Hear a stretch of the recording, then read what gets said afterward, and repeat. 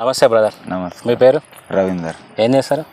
MCom చేస్తారు. ఇక్కడ మీ వడ్లు ఉన్నాయా? ఉన్నాయి. ఎంత రైతు కూడా చేస్తారా? మీరు వ్యవసాయం కూడా చేస్తారు? ఎంత ఉంది పొలం? 2 ఎకరాలు. 2 ఎకరాల పొలం ఉన్నాయి. రైతు బంధు పడ్డదా? ఇప్పుడైతే లేదు. రైతు బంధు పడ్డాయని మరి చాలా మంది అంటున్నారు. ఇప్పుడు ఏం లేదు. రైతు బంధు పడలే. అంటే మీకే పడలేదా, వేరే వాళ్ళకు పడ్డాయి మీకు పడలేదు అంటున్నారు? ఇప్పుడు ఏడా ఇది ఉన్నాడు రేవంత్ రెడ్డి వచ్చినప్పుడు ఇంకెవరికి వాళ్ళేవు కదా ఇప్పటికైతే. ఇప్పుడు అంటే మాకైతే వాళ్ళే రైతు బంధు మీకు వాళ్ళే.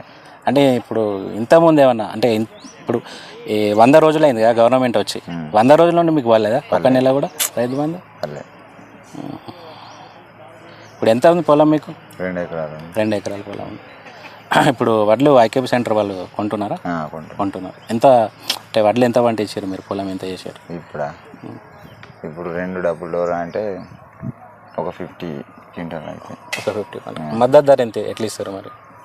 ఇప్పుడు 2200 ₹3 ఏమో ఉంది కదా.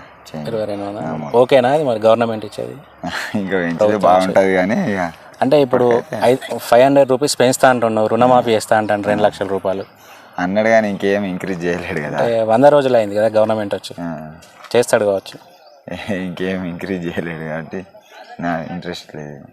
అంటే లేకుండా పోతుంది ప్రజలకు. అంటే కొత్త గవర్నమెంట్ 100 రోజులే కయింది కదా, 100 రోజులు లోపు చేస్తా అన్నాడు కదా అవన్నీ పథకాలు 6 గ్యారెంటీలు.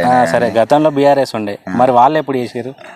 అది కూడా ఏం చేయలేడు. ఇంకా అదే ఒక మామూలుగా అయితే రైతు బంధు ఇచ్చిండు, కొంచెం కేసీఆర్ బెటర్గా ఉంది రైతు బంధు.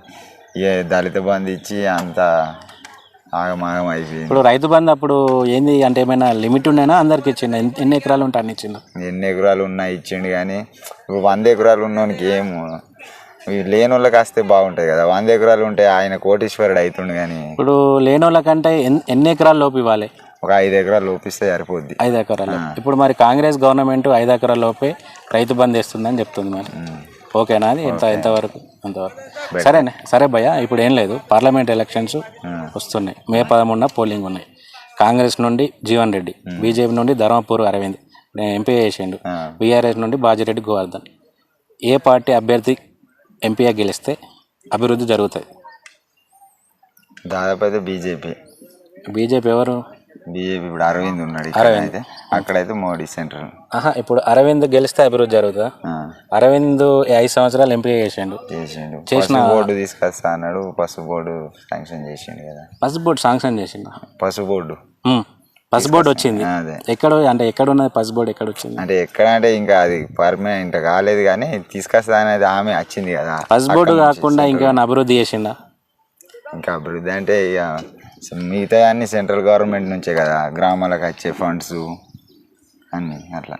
అంటే అంతకుముందు ఇప్పుడు బీఆర్ఎస్ గవర్నమెంట్ ఉండే, బీఆర్ఎస్ గవర్నమెంట్ నుంచి ఏం రాలే స్టేట్ ఇప్పుడు డెవలప్మెంట్ ఏం జరగలే. ఇప్పుడు విలేజ్లు ఉన్నాయి కదా, విలేజ్కి వచ్చే ఫండ్ అంతా సెంట్రల్ గవర్నమెంట్ నుంచి వస్తుంది కాబట్టి సెంట్రల్ గవర్నమెంట్ వచ్చింది. అది జీవన్ రెడ్డి గారు